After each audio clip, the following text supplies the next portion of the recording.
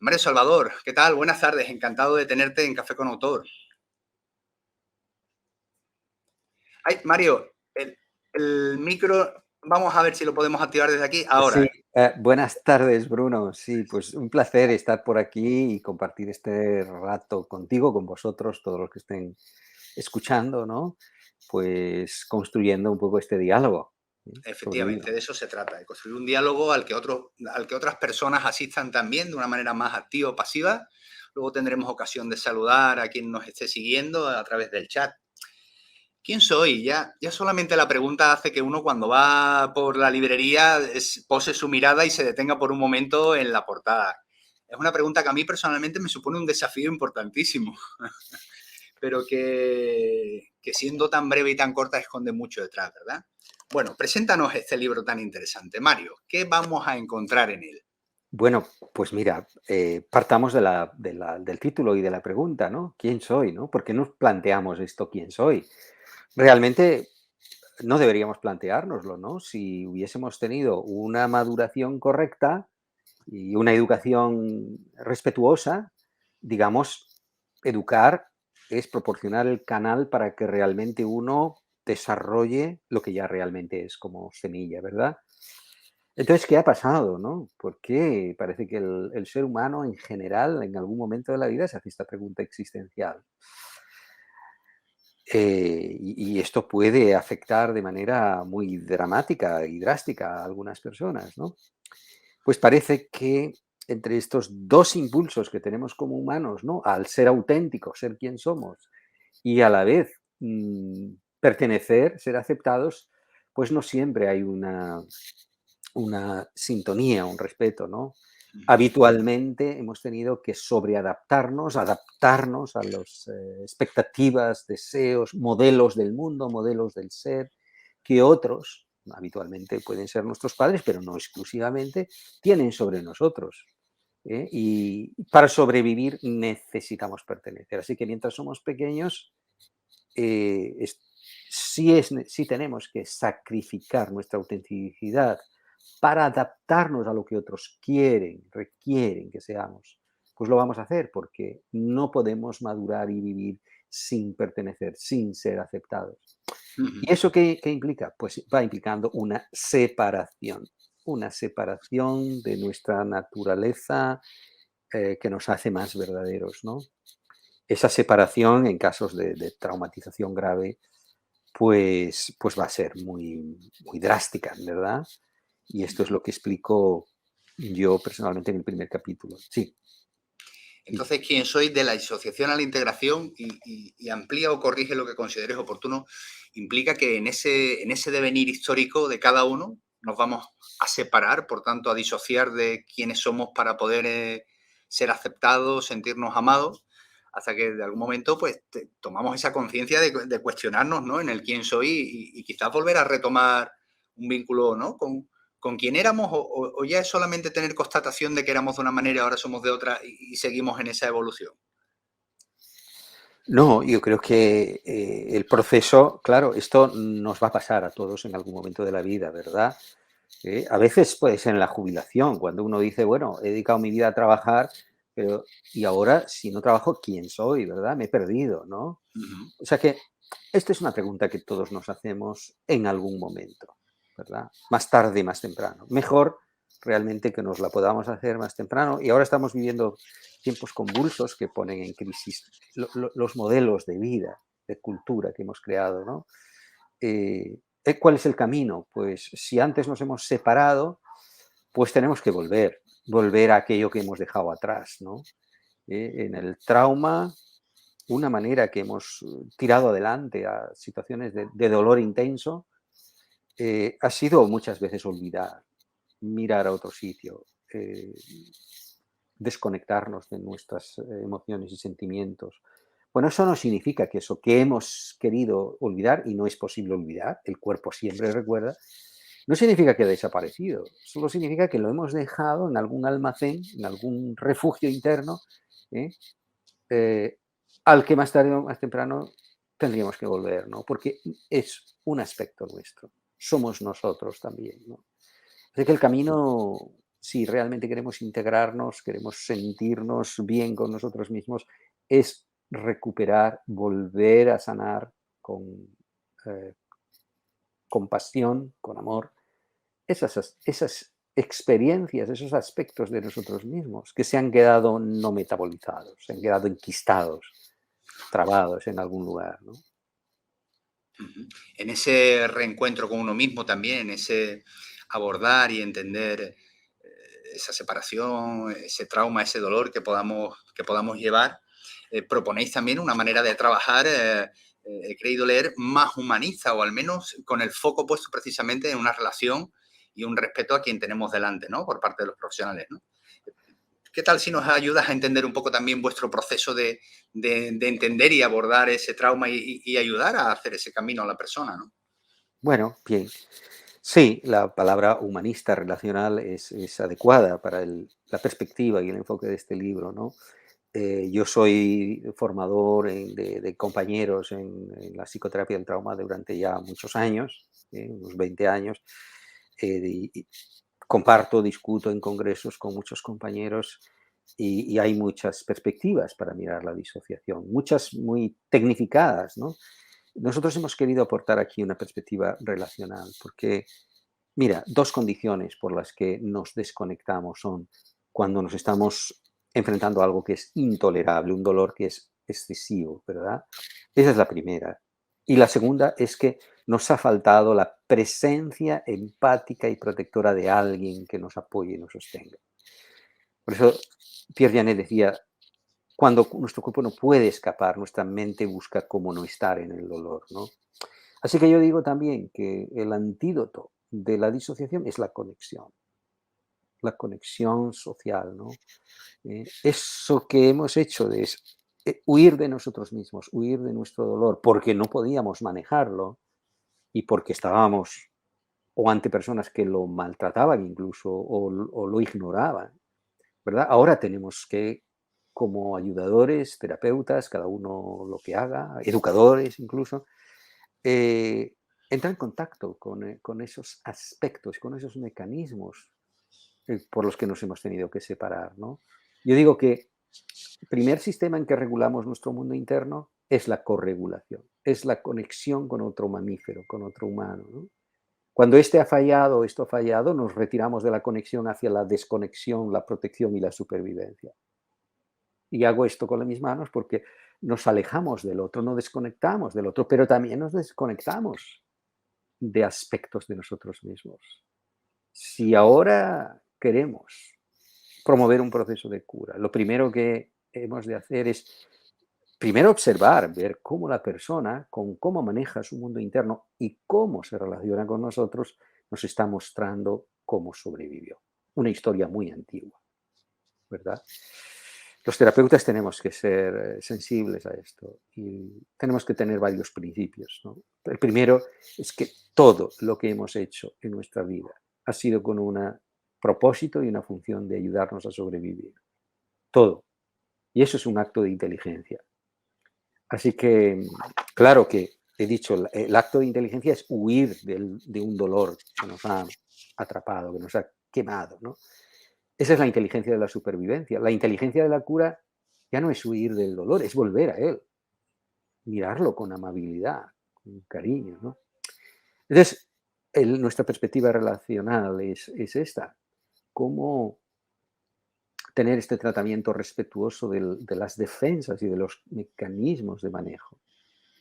Verlos y entrar en relación con ellos, eh, validando las funciones, conociendo qué están haciendo, qué han hecho de bueno, pero también qué temores tienen si dejan de hacer eso que han estado haciendo, ¿verdad? Normalmente tiene que ver con, yo digo, las fobias que tenemos de la relación con el otro, qué nos puede pasar, ¿no?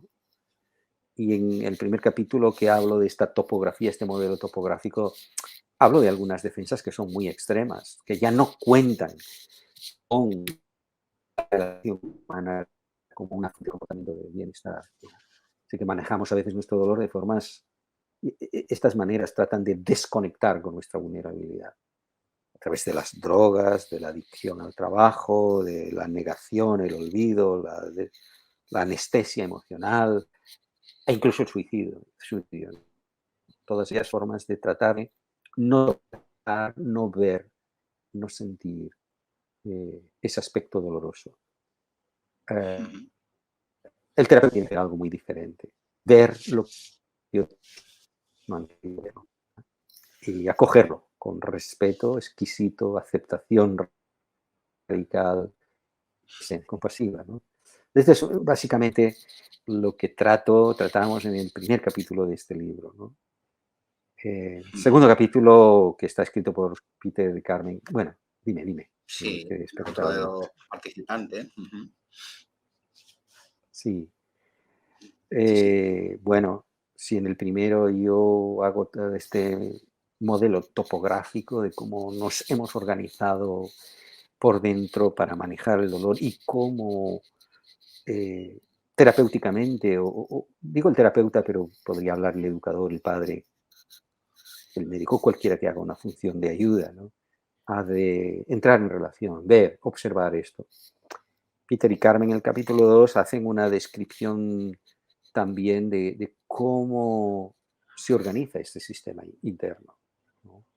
En partes que son vulnerables, que donde llevamos el dolor enterrado, invisibilizado, pero las partes que lo mantienen tapado, que lo mantienen defendido, escondido, para que otros no vuelvan a hacernos daño, ¿no? Así que hacen toda una descripción también de este mundo interno dividido y también se extienden en una idea que yo apunto también en el capítulo 1, que es la dimensión del ser, ¿no? Este estado de conciencia, lo que somos todos antes de tener experiencias de relación humana. Porque tú te llamas Bruno, yo me llamo Mario, pero si hubiésemos nacido en otra familia, en otro país, probablemente llevaríamos otro nombre, ¿no? Ujú. Eh, y tendríamos otras ideas de nosotros. O sea que antes de adoptar lo que las experiencias y la relación con otros humanos hemos ido adquiriendo sobre quién somos, ya somos, ya somos. Este es un estado de conciencia, ¿no? Donde colocamos la capacidad de curación como dentro del sistema. Nuestro sistema nervioso, nuestro organismo, tiene la capacidad de curarse cuando creamos las condiciones, ¿verdad? Las personas vienen o venimos a pedir ayuda porque hemos sido afectados, dañados y venimos con muchos sistemas que involucran nuestros sistemas de supervivencia, ¿verdad? Así que una de las condiciones que hemos de crear en el contexto de la ayuda es crear las condiciones para que nuestro sistema nervioso deje de percibir el exterior como una amenaza. Muchas veces el terapeuta es percibido como una amenaza, me va a abandonar, me va a dañar, me va a juzgar, para sentirnos en una relación segura y que entonces nuestro cerebro se pueda orientar adentro, ¿no? Colocarse en este estado de mindfulness, del ser, del observador compasivo, que ahora está dispuesto a mirar nuestra experiencia. Porque nuestra experiencia es nuestra primero. Sean emociones desagradables, sean sensaciones, sea lo que sea, ¿no? Para, como decía Pierre Janet, apropiarnos de ella, porque es nuestra. La experiencia es transitoria. Y podamos escuchar cuál es la historia que tiene para contarnos, que no nos ha podido contar nunca hasta ahora, ¿no? Entonces, mm, tanto en el capítulo 1 como en el capítulo 2 colocamos esta fuente de la autocuración en esta dimensión del ser esencial, del observador compasivo interno, ¿no? Ujú. Y no solo este tipo de expresiones para hablar quizás de estructuras o de funciones concretas. Sí que es verdad que hacéis un desarrollo empezando por el propio prólogo de Nazaret Castellanos, ¿verdad? Pues hablando precisamente de lo que es la maquinaria, ¿no? Entender también cómo funciona nuestra maquinaria quizás nos ayude a aterrizar, ¿no? Y comprender en profundidad, pues, aspectos quizás más intangibles o abstractos, ¿no? Como cuando hablamos de lo psicológico, ¿no? Y me gusta mucho ese arranque también, ¿no? Decir, oye, en el sustrato, en el fondo está esto, así funcionamos por dentro y mira cómo se construye aquí lo psicológico, lo experiencial en sí mismo, ¿no? Y es algo que, bueno, también ayuda a dar credibilidad muchas veces, pues, al ejercicio de la psicoterapia o la ayuda al cambio en el trauma a otras personas, ¿no? Que no siempre quizás ha tenido ese respaldo de la ciencia como tenemos actualmente y que corrobora, oye, mira, cuando hacemos eso, esto está ocurriendo en el cerebro y cuando ocurre esto en el cerebro, pues mira tú el reflejo que tiene tu conducta. Entiendo que también divulgar en ese sentido nos ayuda, pues eso, a conocer mejor lo abstracto y lo oscuro de nuestra maquinaria para poder luego entender mejor el reflejo en nuestra conducta, nuestra experiencia. Y en ese sentido, ¿quién soy? Bueno, pues es un libro que me ha llamado mucho la atención porque es un libro escrito por psicoterapeutas, pero con una visión bastante amplia y divulgativa en ese sentido, ¿verdad? Muy, muy enriquecida. En este caso decía yo por bueno, pues el propio punto que le dais desde la neurociencia, ¿no? Y cómo funcionamos.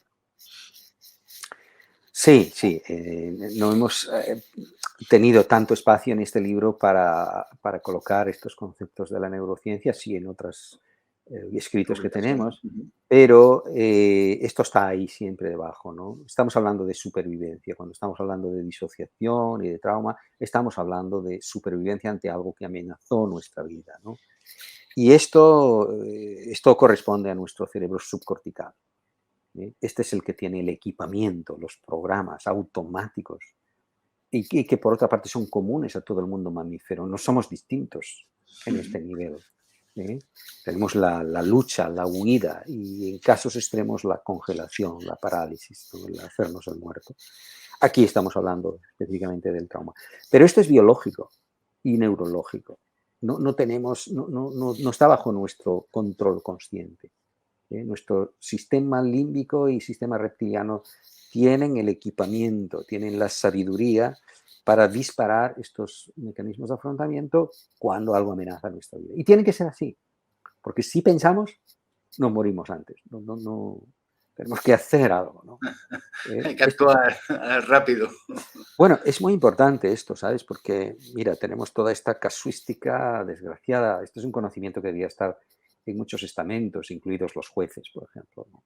Cuando dictan sentencias a personas que tienen abusos y porque no se defendieron, tienen aquí un eximente de la gravedad.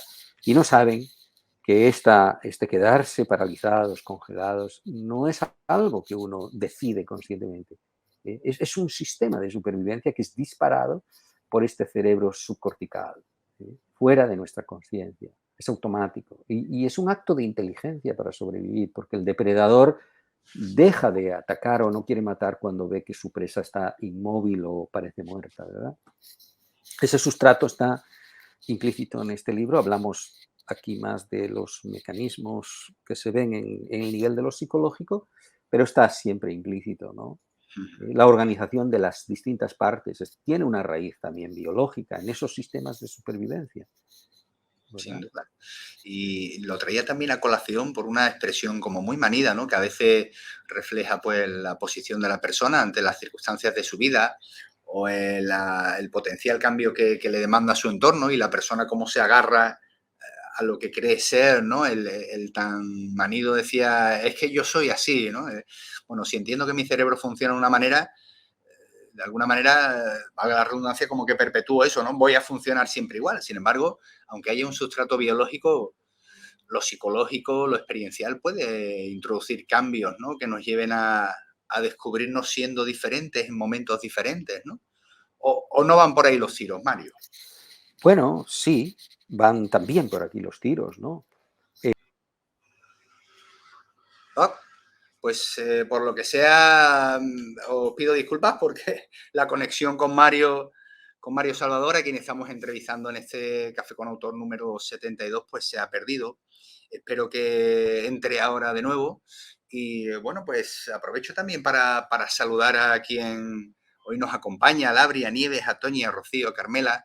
Es un placer teneros aquí de nuevo, amigas. Y mira, Mario ya está entrando aquí. Se había ido por un momento la conexión, pero bueno, aquí te tenemos fantástico, Mario. Sí, sí. A ver dónde me había quedado. Sí, yo te planteaba la manida expresión esa del yo soy así, ¿no? Que muchas Ah, veces nos agarramos a una esencia nuestra que en verdad es una esencia que va evolucionando con el tiempo, ¿no? Decía yo. bueno, sí, decía que no somos monolíticos en nuestro ser, ¿no? Y no debemos de serlo. Tenemos estados, como se expresan el capítulo 2 de Peter y Carmen, ¿no? O sea, tenemos un estado para estar con los amigos y socializar, y tenemos un estado cuando ejercemos de papás con nuestros hijos, y debemos tener un estado para estar con nuestra pareja, o un estado para irnos a trabajar, ¿verdad? Si usásemos el mismo repertorio en todos estos ambientes, bueno, las cosas no irían nada bien, ¿no? Así que tenemos estados especializados, ¿no? Ahora, el cerebro también es un órgano de hábitos, así que toma una ruta, ¿verdad? Y la recorre. Y en el trabajo, bueno, hemos aprendido en nuestra vida académica, por ejemplo, que tenemos que ser productivos, útiles, trabajadores, perfeccionistas, lo que sea, ¿no? Y aquí más dañino ha sido el trauma, también más estos hábitos son más rígidos, son más menos flexibles, ¿no? Bueno, caso extremo de esto es un trastorno de personalidad, donde la persona no tiene capacidad de adaptarse a estos diferentes ambientes, ¿no? Así que, otra vez, yo soy así. Bueno, uno se puede escudar en esto y quizás nos escudamos muchas veces en esto, pero si esta manera de ser me está trayendo problemas, ¿verdad? Y los otros se quejan de esto, lo mismo conviene darnos una revisión, ¿no? Y ver qué me ha llevado a ser así, Ser así. qué me ha llevado, ¿no? Porque esto es la personalidad es lo que hemos construido para adaptarnos al entorno, ¿no? Luego es un mapa de nosotros mismos, pero ese mapa lo hemos construido nosotros desde pequeños.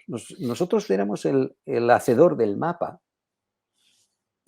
pero luego nos hemos olvidado que fuimos el constructor, el hacedor del mapa. Nos creemos el mapa mismo, ¿no?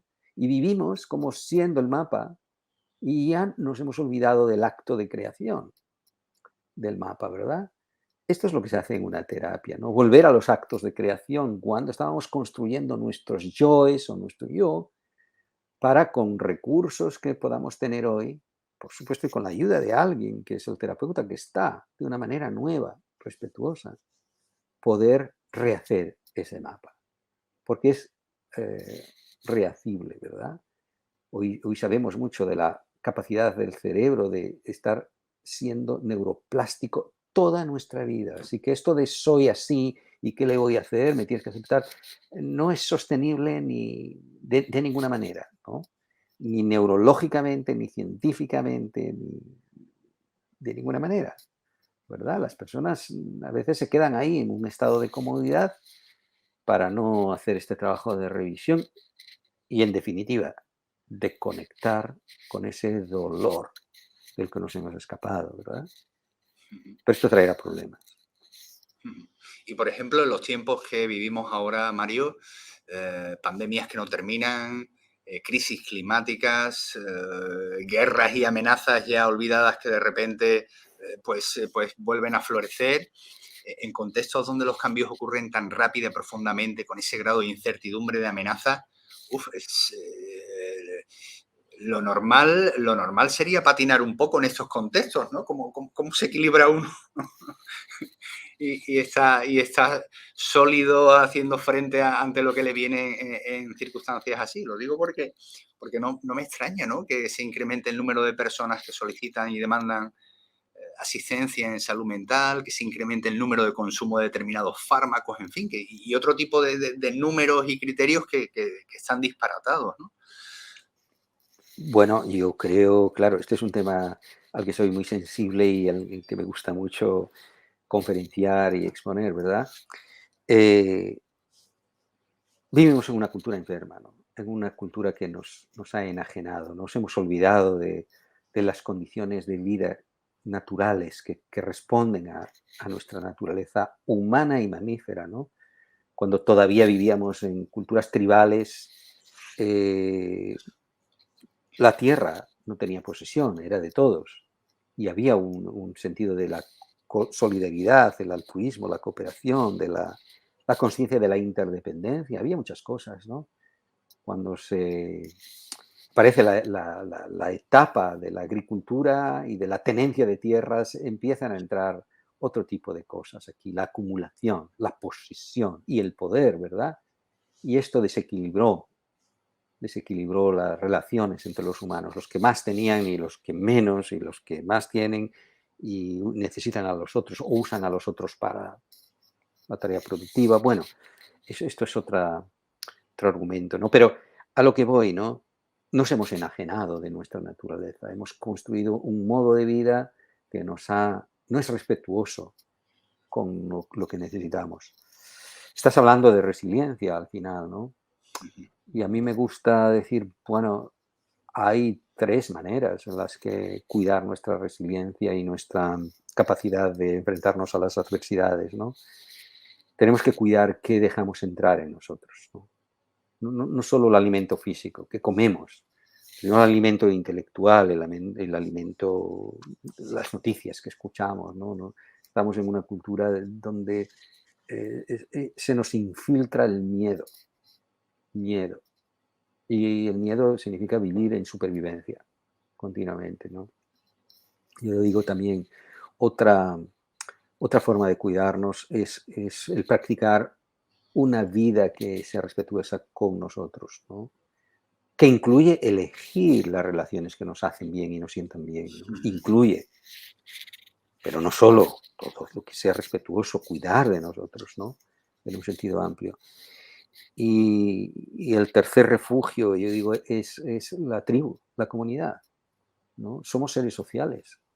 eh, Crecemos en sistemas, nos desarrollamos en sistemas, pertenecemos a sistemas y esos sistemas nos influyen, ¿no?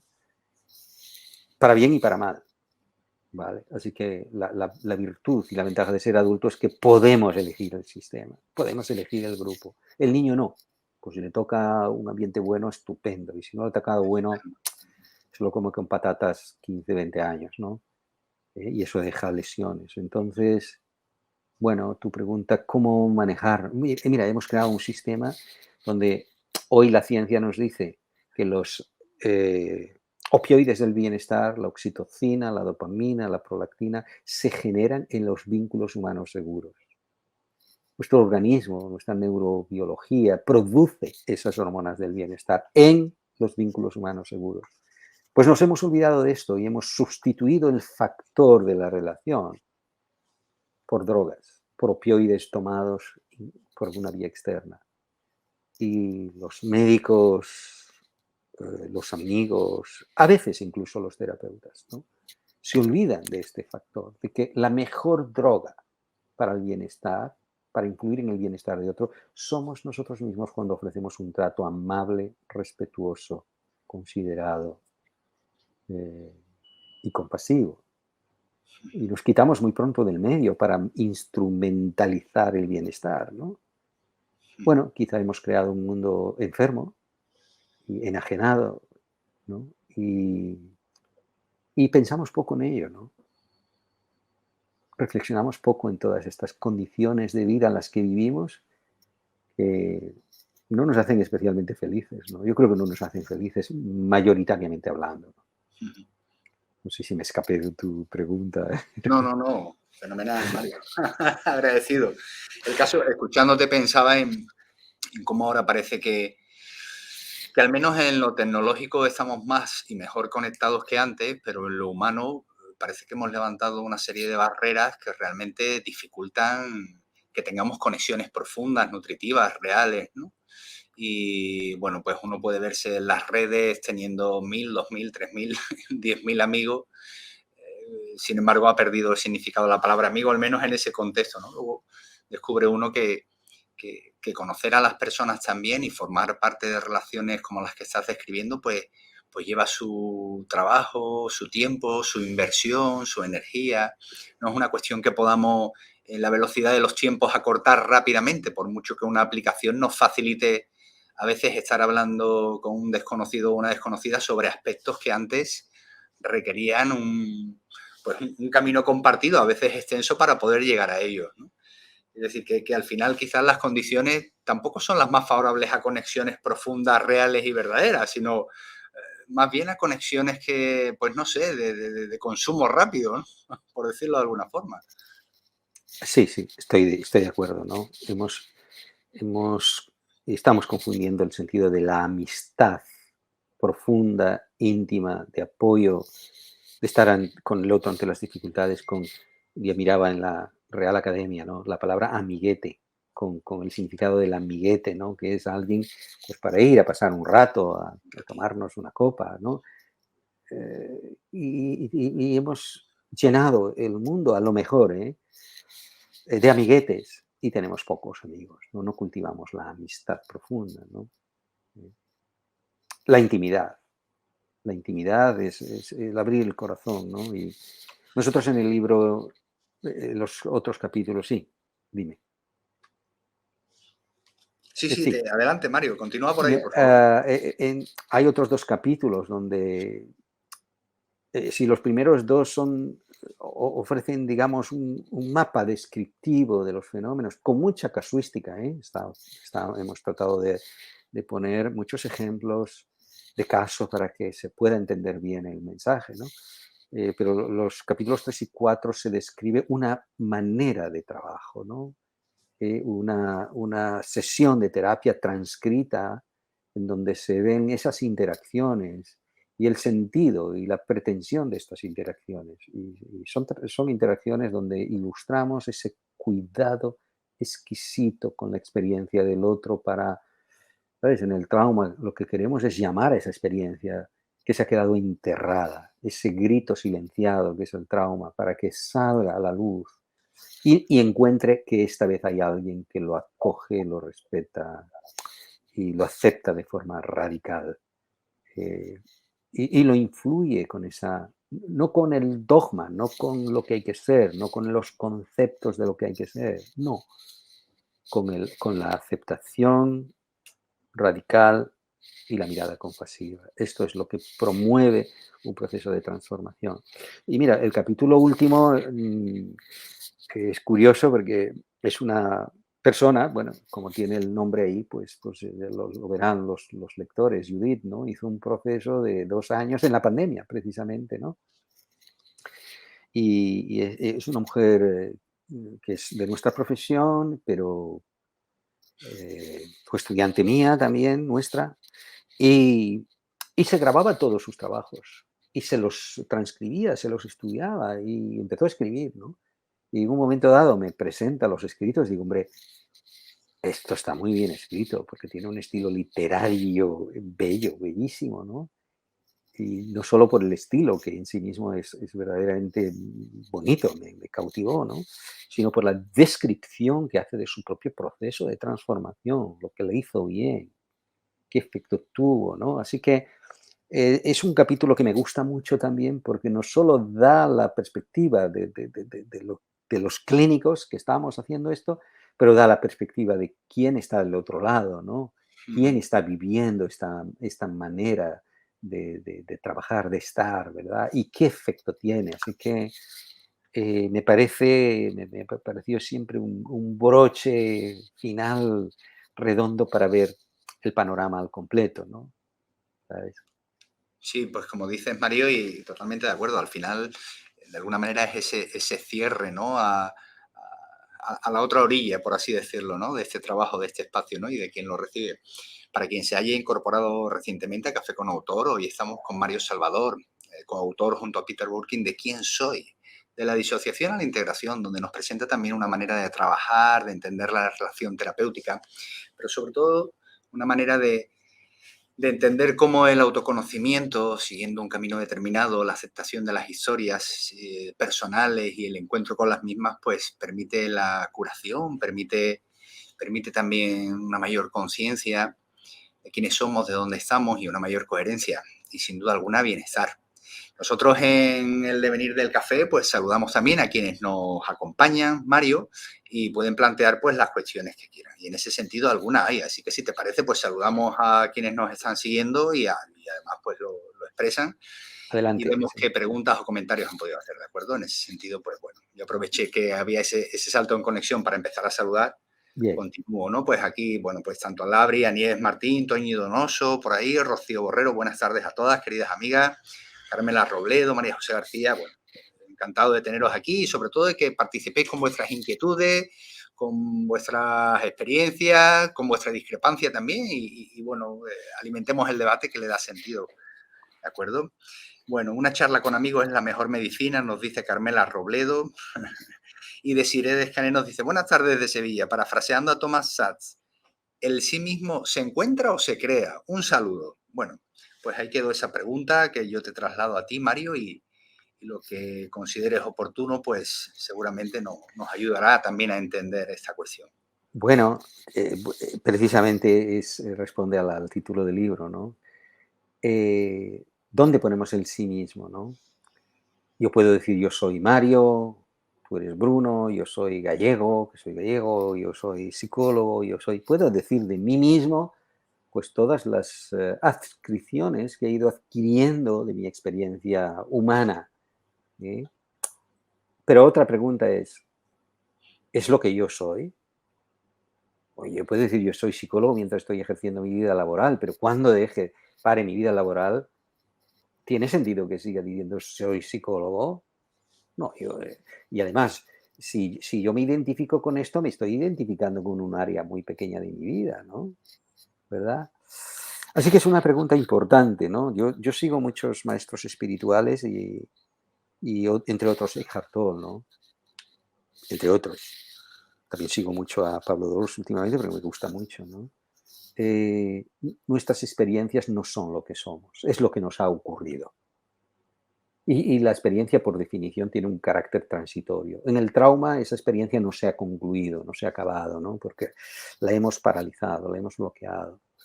Pero otro puede decir, no, yo merezco amor, yo soy digno, yo no soy, yo soy inútil. Bueno, son cosas que nos hemos ido respondiendo, ¿no?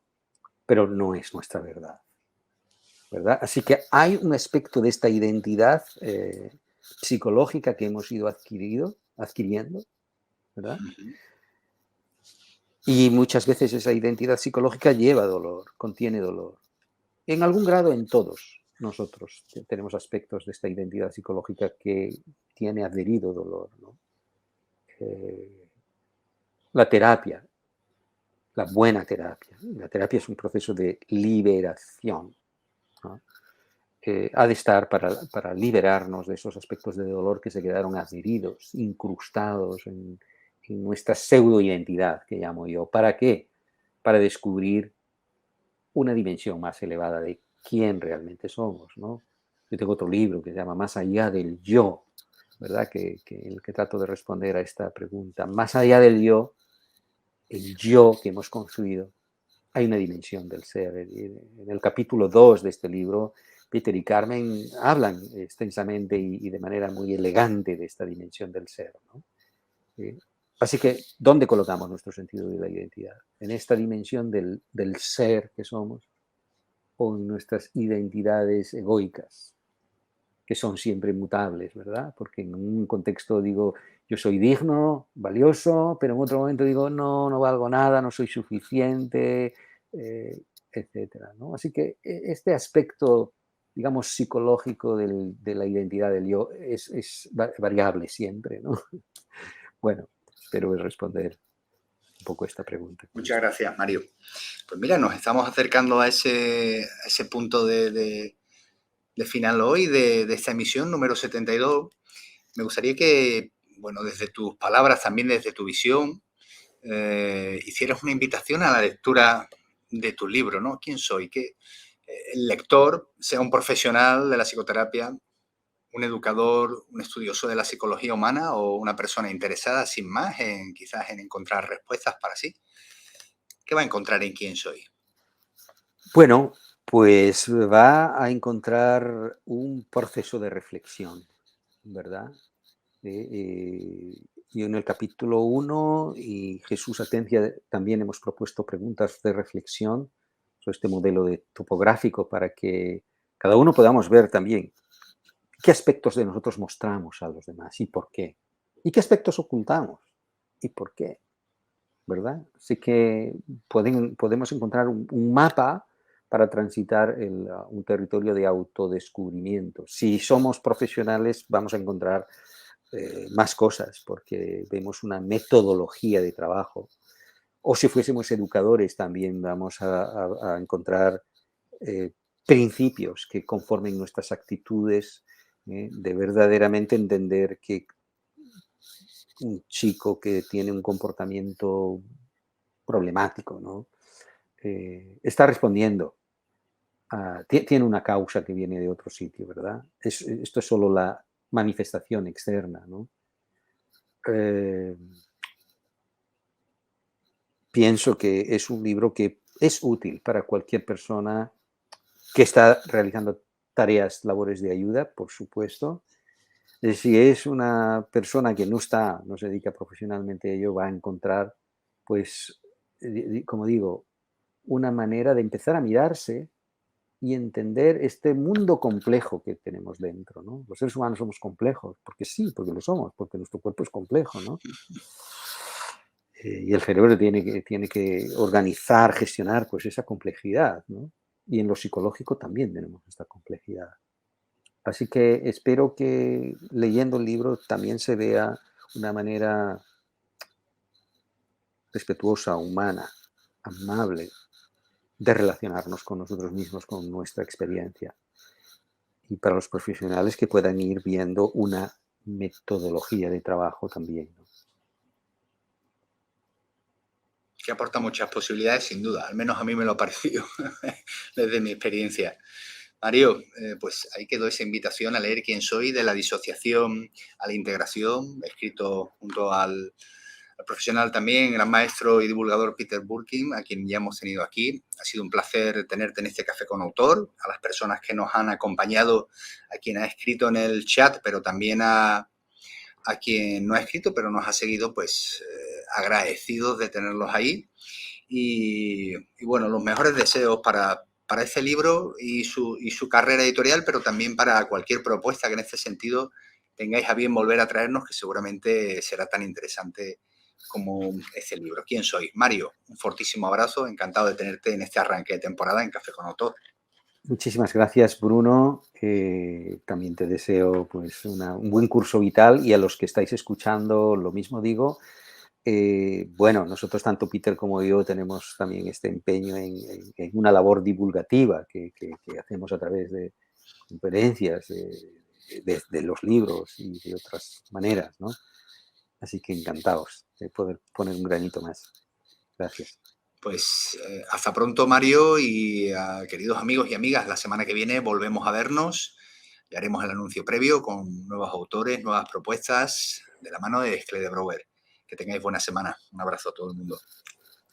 Adiós.